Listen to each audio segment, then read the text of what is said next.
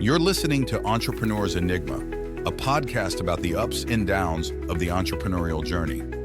Every week, your host Seth Goldstein interviews entrepreneurs from all walks of life about their entrepreneurial journeys. From store owners to Fortune 500 CEOs, we all have stories to tell. So sit back and join us for the next 20 or so minutes while we explore the entrepreneurial world.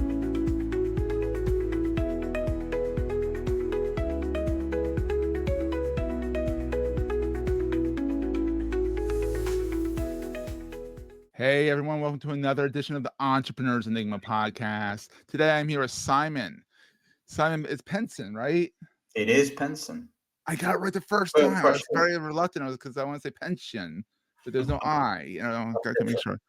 Simon is a career digital entrepreneur, but he's also a former journalist like myself, which I thought was very cool. I thought that was kind of neat that we both kind of went the journalism route first, and it was like, nah, let's go to digital.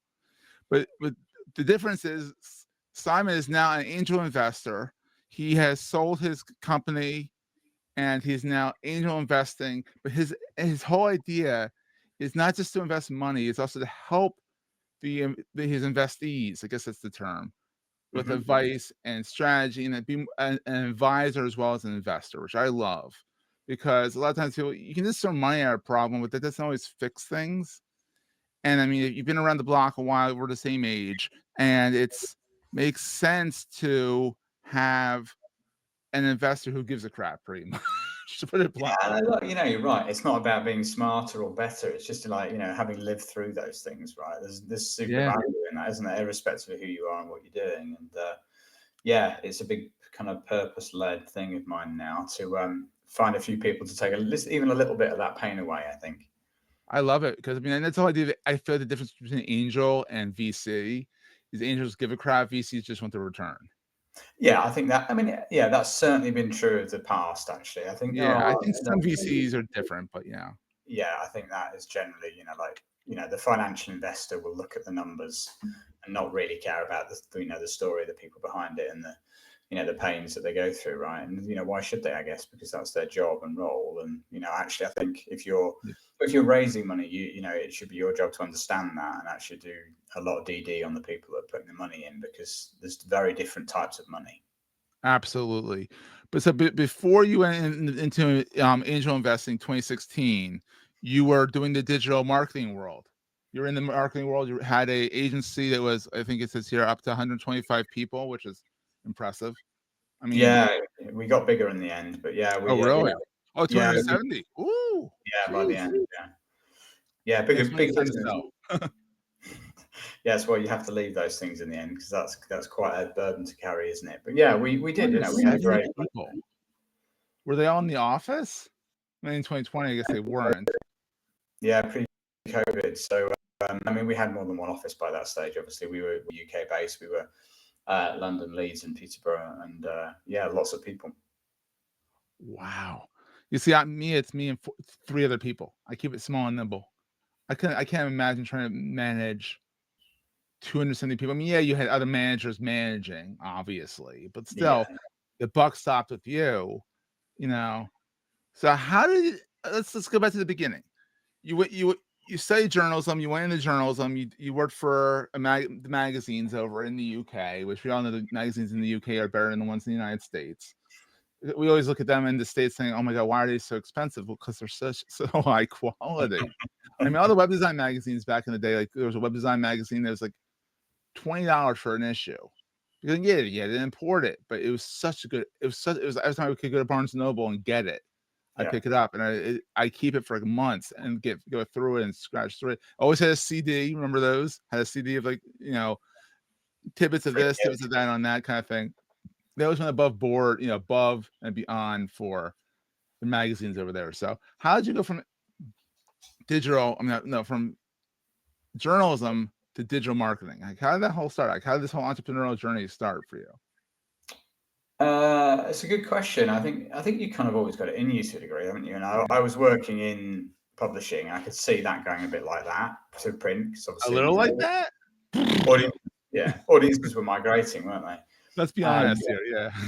Yeah, exactly. And I'd been building my own sites, and I think through doing that, I taught myself how the internet works a little bit, because it's sort of the late 90s, early 2000s. And through that process, really, it kind of could see the writing on the wall for print. And so, eventually those sites did well enough to build me a runway to leave the corporate world behind at 10 years in the corporate.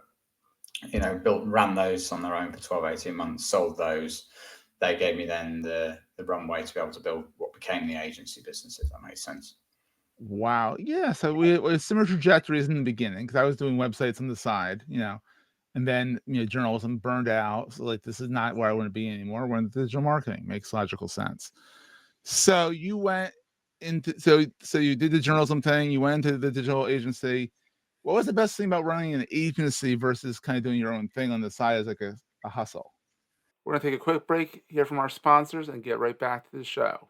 It's funny, isn't it? Because the answer to this, I think, is like juxtaposed in some respects, because in an agency by its very nature has lots of people in it. It's not just about you. And actually, the hardest thing often about scaling a business is the people aspect. I think certain people, and I classify myself as one of them, like really enjoy that challenge of people, and enjoy the challenge of culture and leadership and mission and all of those kind of things. And that was the difference, and that was the key driver for me. And actually, it's weird, because when I exited, I ran away from agency a little bit. Didn't want to know anything about it because I was done. Yeah, well, 2020. You got in. You got in like mid 2000s, and you ran it for what? You ran it for like 16, 17 years. I mean, that's enough. It's a while. Enough. You can burn out from that. You can say I'm done. Yeah. Yeah. So you do, and you kind of, but then you decompress and you miss. You understand what you're missing, and then you end up missing it, if that makes sense. And so that's why I kind of lent back in, through kind of advisory consultancy stuff, at least, because it meant that you could stay close to those sort of people and actually help them through that journey a little bit, and talk about learn from your mistakes a little bit. Yeah, like I've done that stupid thing, and this is what happened. And so if you avoid that, and they kind of avoid it. They always kind of still do it themselves, though. Yeah, there is an element of that, isn't there? Exactly. I mean, I still dabble in journalism, because I burned out. I miss it. I miss the whole idea of journalism and writing and all that stuff. And so like that's what I do. I have my newsletter, I have my podcast. This is journalism in a way, kind of thing. But I still do digital marketing as my main driver. So how much angeling do you do? Angeling. I'm coining a new term here. Angeling. I know what you meant. So I started sort of angel investing probably about sort of 2015, 16, and realized through that process that, to your earlier point, that the most of that world was run by, people that, looked at spreadsheets and, were from finance backgrounds. And what they really needed actually was the help to kind of grow, because actually you throw money at a problem and it creates a bigger problem. So, often does, because they just keep spending on the problem that is they're having. It's like, no. You got to change course first. Now throw money at it, that kind of thing. Yeah, and that's exactly it. And that was my experience. And I met some people that sort of shared the same worldview, started angel investing together, and then we collectively ended up sort of launching a sort of regulated fund that today called Haatch, which is a fantastic leading UK sort of early stage investor. So learned a lot through that journey as well. So do you only invest in UK companies, or you venture across the pond? What actually, how about this? What's your sweet spot in investing? Is it other agencies? Is it cool startups? Is it like cow-based products? I don't know. So I'm in that business, which is actually I've backed off. So I'm sort of no longer actively involved as of kind of this spring. But the business continues to do really well, and it really focuses on B2B SaaS, B2B software businesses, and predominantly in the UK. We're starting to expand into other areas, and I'm kind of spending the time that I was spending on that business now, kind of focusing on sort of later stage. So kind of working a bit with private equity, because my passion is really going back to this kind of purpose thing of being able to really help, and so I wanted to have fewer, deeper relationships, basically. Yeah, and concentrate more on the quality over the quantity, which makes sense. And also with later stage, I feel like, early stage, you get them before they make the mistakes. Later stage, you got to get in there and stop them from making a mistake adjust, and sometimes it's like turning the Titanic sometimes. Yeah, It's like, yeah, no, it there's is. an iceberg kind of thing. Yeah, unpicking it is the challenge, isn't it? But it's, like you say, you learn stuff, don't you? And all of those kind of good things. So yeah, just started that journey really, and now do quite a bit of work with private equity to sort of also to help them, like know what they're buying and buy the right businesses. That's fun. Yeah. So what is the best? I mean, you did corporate, corporate journalism, which is, I think, sometimes worse than corporate. What's the best thing about being an entrepreneur in your mind? And then even what best thing about being an angel investor in entrepreneurs? Yeah, I think entrepreneurship is kind of in you, isn't it? In some ways, I think there are times where you describe it almost as an affliction, as opposed to, kind of a, something you have to do, and sometimes you question your sanity in doing it. But equally, it has incredible highs, doesn't it? Yeah, it has bad lows, terrible lows. The dopamine rushes. It's real. It's real. Yeah, it really So is. it's depression. And and the angel investing piece, I think, equally, it's very rewarding because you get the ability to, you can spot talent, you learn how to spot it faster and faster and more accurately, and you can help them go on that journey, can't you? And you can help them make fewer mistakes, and there's a lot of reward, isn't there, in helping people get there. So they're quite different things, but equally rewarding, I think. Yeah, I mean, it's great. I do a lot of startup consulting. I don't do the investing, but I come in, advise people on things and whatnot. And because I don't have the budget to invest per se. I sweat equity it in. I'm like, I can give you all my knowledge, but there ain't no budget for me to give you money for this. I'll give you my knowledge, which is what? I mean, 17 years of doing my own startup. I mean, it's worth something, I guess, that kind of thing. So, it definitely is. But here's the question. I mean, and this is what keeps you up at night. I mean, besides your kids. Yeah, they're teenagers now, so that's certainly. Well, that keeps you up, I'm sure, because that's like what are they into now? Yeah, indeed. But it's a really good question now. I mean, I would have been able to answer that very easily, but over a long period of time, probably 5 years ago, right? Because there were many things that were keeping me awake at night. Oh my God, can I imagine? Now I think it's like it's picking the right opportunities, right? If that makes sense. In that, and I don't mean as in, like from a selfish perspective, but actually making sure that you're really, because you're a finite resource, and making sure that you're really lent in and using the skills and experience that you have to help the right people. Yeah. I mean, I think it's totally true. It's like not getting in too deep on stuff. Like you're not saying, oh, I can help everyone. Yeah, you can probably help a lot of the people, but picking and choosing the right ones, making sure you get the right ones. And then they say something weird and you're like, did I pick the right one? Oh no, that kind of thing. So So what is the most important thing to carry with you all the time? That's gonna be, as woo-woo as you want to get. So the most important thing you carry with you all the time. I would say it is that lived experience, actually, and increasingly an attitude that's like, say yes to every kind of opportunity to meet new person in a new place, right? Because I spent 10 years or however long it was, like head down, having to build something, and so my network was really actually poor.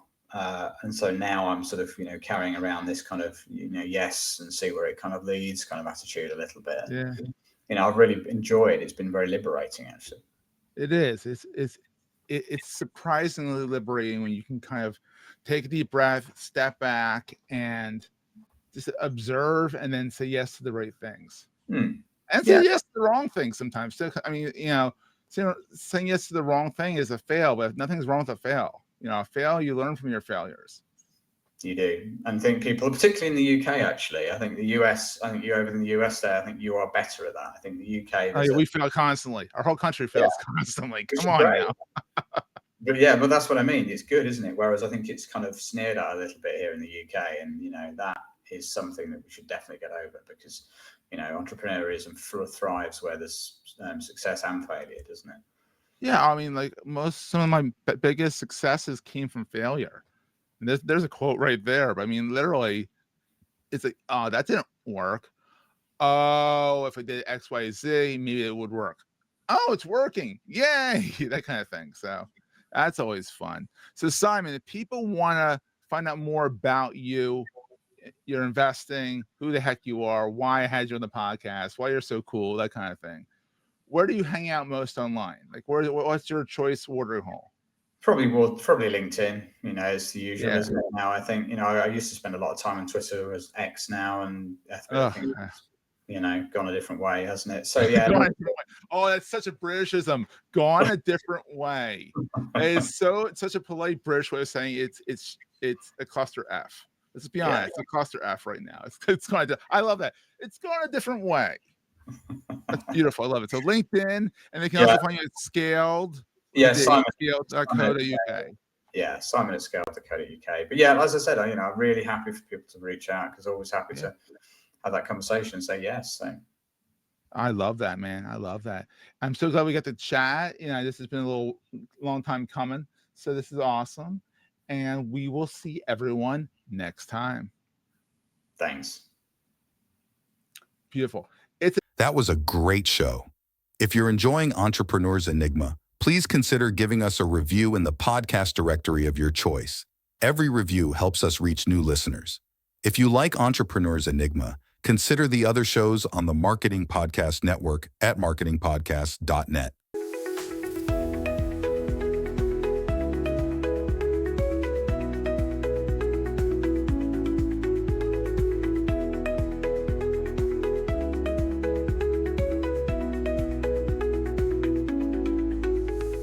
Goldstein Media hopes you have enjoyed this episode.